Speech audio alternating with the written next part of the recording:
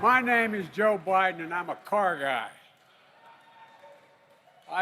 Please sit down. I got through high school and college and law school because my dad ran an agency. And I'm delighted to be here. And I want to say something else up front. I'm standing here because about 180 years ago, when I first got elected to the Senate, Gov,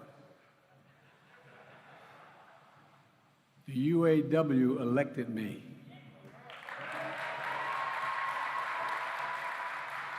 We used to have the highest percentage of auto workers of any state in the nation because we had a small workforce and 2 giant plants plus Mopar and a few other things going on.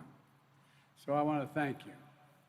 Look, and I want to thank a good friend of mine, Michigan Governor Gretchen Whitmer. As my mother would say, Gretchen, God love you, dear. You've got a backbone like a ramrod. You got a brain as big as anybody in the business, and you are so honorable. It's a delight to know you, and anything I can do, as I said to you before, I'll come campaign for you or against you, whichever will help the most. And Ange, I want to thank Angela. We were talking backstage, yeah, on the other side of the truck. And I want to thank her very much for being so gracious.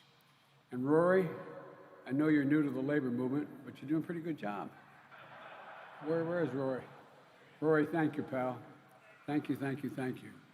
And everyone at the UAW for being the best auto workers in the world. You know, and I want to thank Bill Ford and Jim Farley for hosting us and investing in our workers and in our country. We're at a great inflection point in American history. How we handle the next 4 to 10 years is going to determine where we're going to be 30, 40, 50 years from now. It's one of those moments in American history. This is an incredible facility. Representative Debbie Dingell, another dear friend. I know John's looking down and he's saying, we're finally getting it done, huh? You're getting it done. Debbie, you're and Representative Dan Kildee is a good friend, Representative Brenda Lawrence. And by the way, be careful what you say to Representative Slotkin. She knows more than you. They may be watching you. Where are you? I tease her all the time. But she's a great, great, great addition to the Congress. And Rashid Tlaib, where's Rashid?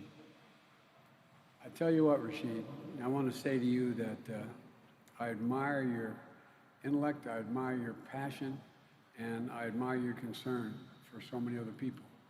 And it's from my heart, I pray that your grandmom and family are well. I promise you I'm going to do everything to see that they are on the West Bank. You're a fighter, and God, thank you for being a fighter.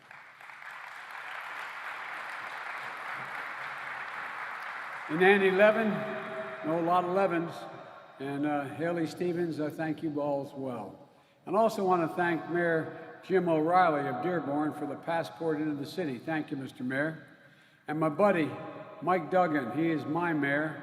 I was sitting one day in the Oval with Barack Obama, President Obama, when I was vice president. And he looked at me like it was just something off the hook. He said, by the way, I want you to go fix Detroit. I said, say that again? What am I going to do? He said, you can get anybody in the government to go with you. You just do it. First call I made was this guy. You brought it off his knees. You brought it back. You're a great mayor, and you're a great friend. You got a lot of courage, Mr. Mayor. Thank you.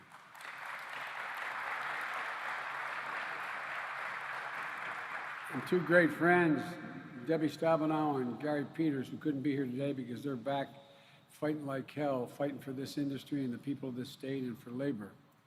Labor, industry, federal, state, local leaders, all together.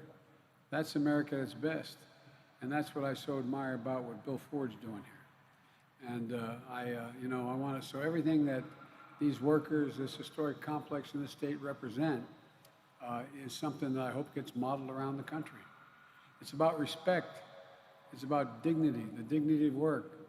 My dad used to say, Joey, and I swear to God, when he left Scranton, when Cole died, my dad was he was a salesperson. He wasn't a coal miner. My great-grandpa was, but he said, He used to say when he moved to Delaware, he had to leave because there were no jobs, and he left us with our grandpop for a little over a year, and he commuted back and forth from Wilmington, Delaware to Scranton on the weekends.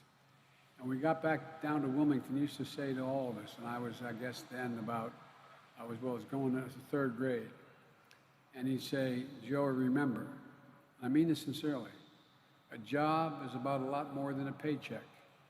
It's about your dignity. It's about respect. It's about your place in the community. And I really mean this. It's about being able to look at your kid in the eye and say, honey, it's going to be okay. It's going to be okay. It's not labor, it's union. Because what you allow people to do is hold their heads up, make a decent living, and have pride in what they do. Pride in what you build, pride in what you give this nation.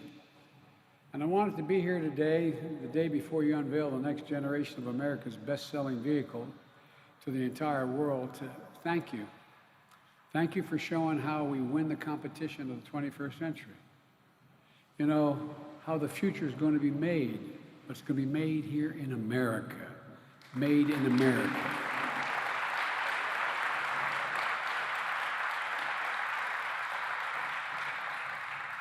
I have to say, this brings me home. For more than 30 years, my dad, when we moved to Delaware, managed automobile dealerships in Delaware, including a Ford dealership. And man, did I like that 57 Ford Fairlane. Oh boy, it ain't got nothing on the F-150. But all kidding aside, that's what got me through school.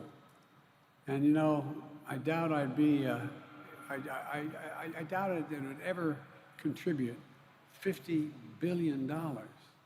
$50 billion to support about 500,000 American jobs at 150.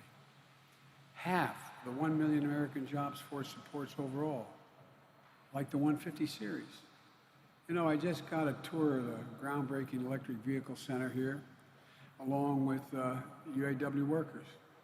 And they showed me the technology they're using to build this first ever fully electric F-150.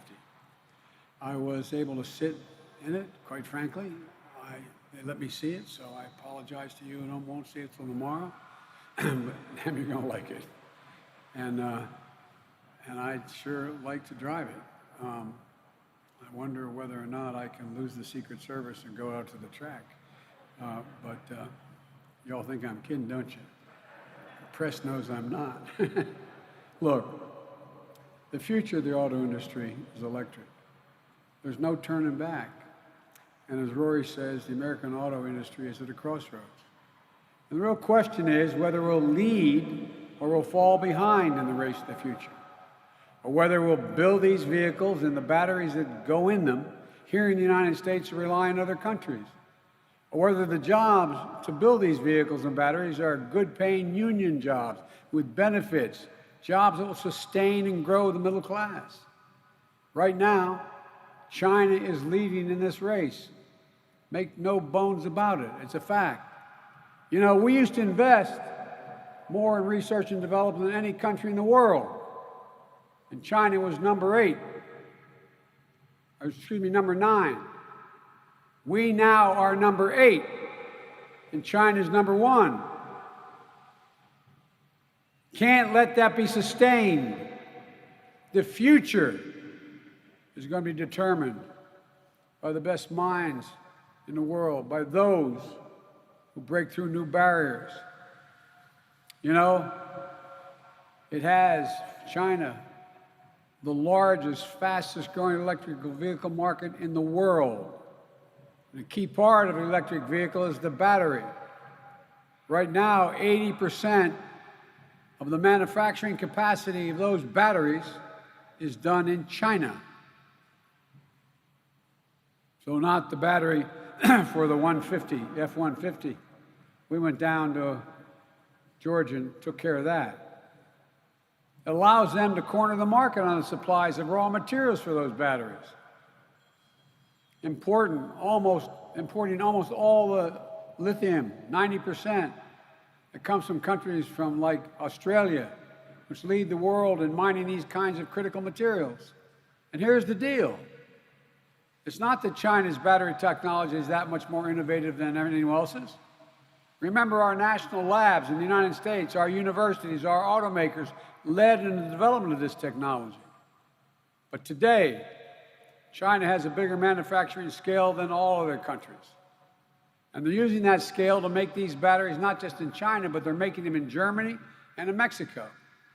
And they're now exporting those electric vehicles around the world with sights on the American market. And they think they're going to win. But I got news for them. They will not win this race. We can't let them. We have to move fast. And that's what you're doing here. When President Obama and when Barack and I were in office, that was what we're going to do. Remember 2009? The auto industry was flat on its back. And remember, I got criticized by the press because I was the auto guy pushing. Well, guess what? We were told that we'd never be able to sell American-made cars at the same rate as before. But we didn't listen. We bet on you, the American auto worker.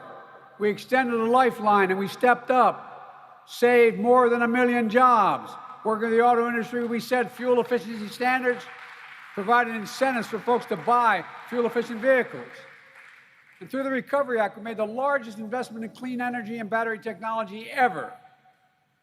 And the big three emerged from the crisis in a position to sell millions of vehicles made right here in the USA. But then the previous administration came in office. They rolled back the standards we set, rollbacks that the Ford Motor Company opposed. Despite bipartisan support for consumer incentives, they let the federal tax credit expire, penalizing auto workers who were selling the most electric vehicles at the time. They announced Infrastructure Week, and they announced it, and announced it, and announced it, and announced it every week for 4 years and didn't do a damn thing. They didn't get the job done. Folks, the rest of the world is moving fast. They're moving ahead. They're not waiting for the United States of America. Government, labor, industry, working together have to step up. And we have a playbook that'll work. We're going to set a new pace for electric vehicles. That means reversing the previous administration's short-sighted rollback of vehicle emissions and efficiency standards, setting strong, clear targets where we need to go. It means passing the American Jobs Plan to do 3 things. 1, transform our infrastructure. Our infrastructure is ranked like 38 in the world. It's the United States of America, for God's sake.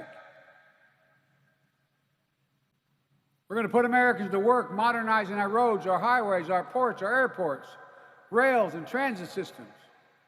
That includes putting IBEW members and the union workers to work installing 50,000 charging stations along our roads and highways, our homes and our apartments. The IBEW is ready to do it, and they can. 2, we're going to boost our manufacturing capacity. That's why the American Jobs Plan invests in new and retooled union facilities, grants to kickstart new battery and parts production, loans and tax credits to boost manufacturing of these clean vehicles. It also makes the largest investment in research and development in generations. That's going to help innovate, manufacture, and build supply chains for batteries and semiconductors and small computer chips that make electric trucks and cars go to be even more reliant than they are now. It matters. The little things matter. We saw last night the United States Senate voted overwhelmingly to begin work on part of the bill that I've been pushing to strengthen our innovation and infrastructure by investing in research and development manufacturing. I don't remember the exact number, but it was pretty high. I think it was 83 to something in a bipartisan vote. It's a good first step. And your members of Congress here in Michigan, they know the value of manufacturing as well as anyone and are vital in pushing forward that bill and others. Never again should we be in a situation we face today with semiconductor shortages. The United States can't manufacture semiconductors. We were the beginning. You know, I think some people think I'm too proud of what the United States always did and why I get so frustrated when we're sliding. But I make no apologies for it. We know these kinds of federal investments work. It was the Defense Department and NASA that got the modern semiconductor industry on its feet decades ago. We started it. Your tax dollars. Our own Department of Energy pioneered and transformed the battery industry when Barack and I were in office. And through the Recovery Act, grants and loans, battery prices dropped 80%. 80%. Because we were looking forward. We need that same mindset today. We have to look forward. And, you know, we have to work to support consumers and these fleets. That means new purchasing incentives for consumers to buy clean vehicles like the electric Ford 150, a union-made product right here in America. But all the pieces must be made in America. It means spurring demand by converting the federal government's enormous fleet of vehicles into clean vehicles and supporting electric transit systems and school buses. Folks, when I got elected, I signed an executive order saying we're going to buy American. As president, I get to award contracts in the area of $600 to $700 billion a year. From building aircraft carriers to railings that go in buildings. Guess what? And Representative Kildee knows I'm not letting a single contract to a single company that does not hire Americans, have all American parts, and has a supply chain that is an American product supply chain. And by the way, that's not violating any trade agreement. It's been the law since the 30s, but no one's had the courage or the nerve to insist on it being applied. It's no violation of the World Trade Organization or anything else. If we're spending American tax dollars, we're able to say, buy American. But there's a lot of exceptions in the law. If you don't have the part immediately available at supply chain, you can go abroad and get it. And any one of the agencies can say, I can't find it here, I'm going somewhere. Not anymore. They got to go through the White House. Not a joke. Nobody can give that exception now. Because there's thousands of companies out there able to do, small companies, 3, 4, 10, 15 people, who can supply those pieces if they know they can compete for them. My brother has an expression. A guy named Pete McLaughlin was a great basketball player, played for Providence, was a good close friend. He'd say, Joe, you got to know how to know. You got to know how to know. We don't let the American companies know what's available to them, especially if they're small. So we have an office and a facility in the White House to let people know what's needed.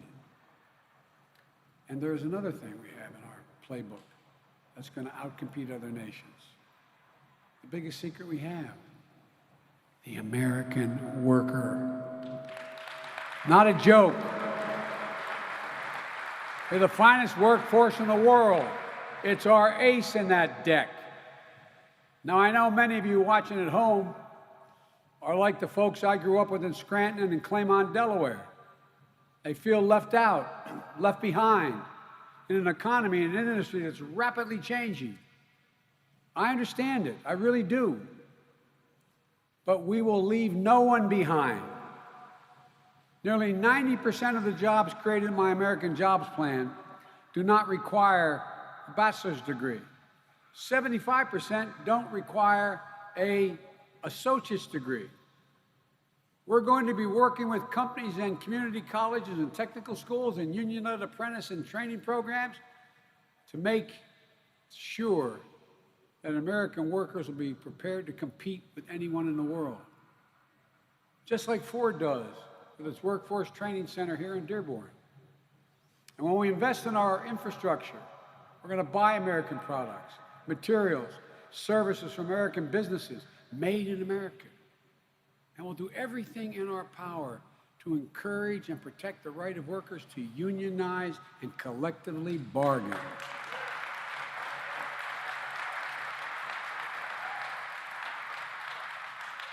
I met with, I think it was more than a dozen CEOs of the major Fortune 500 companies.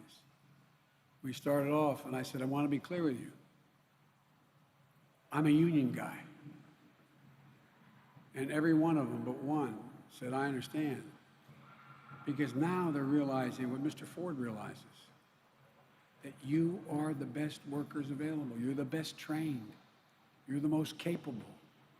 And you save overall. Bottom line, American Jobs Plan is a blue-collar blueprint to rebuild America, a blue-collar blueprint to build America.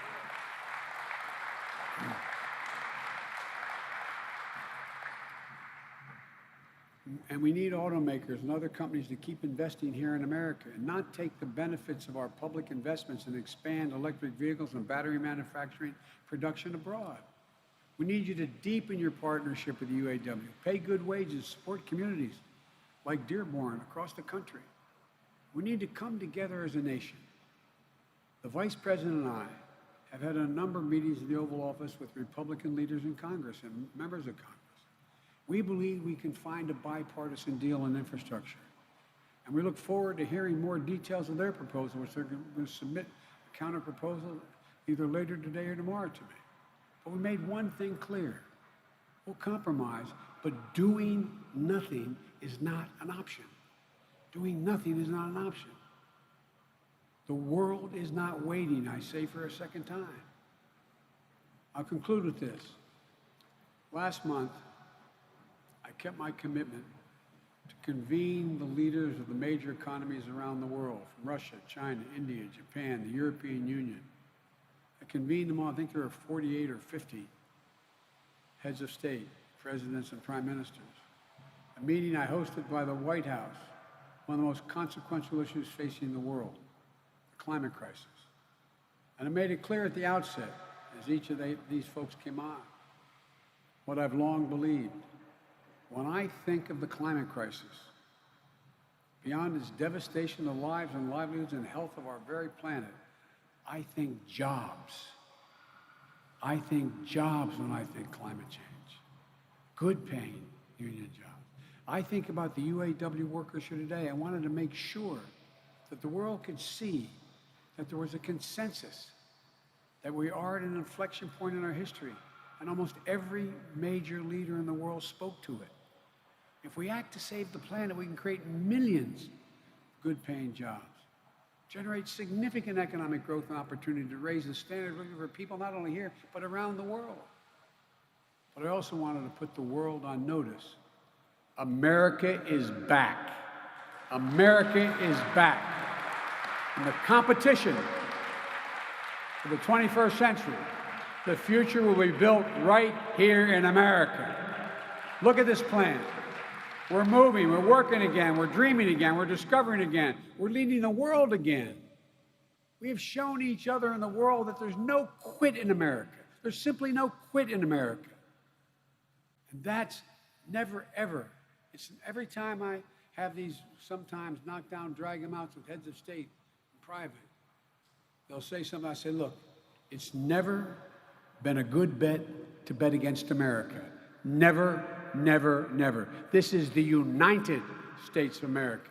There's not a single thing, and I believe this every fiber of my being, not a single thing, nothing beyond our capacity when we act together. And that's exactly what we're about to do, starting with all of you, and thank you for allowing me to be here. May God bless you, and may God protect our troops. Thank you, thank you, thank you, thank you. Thank you.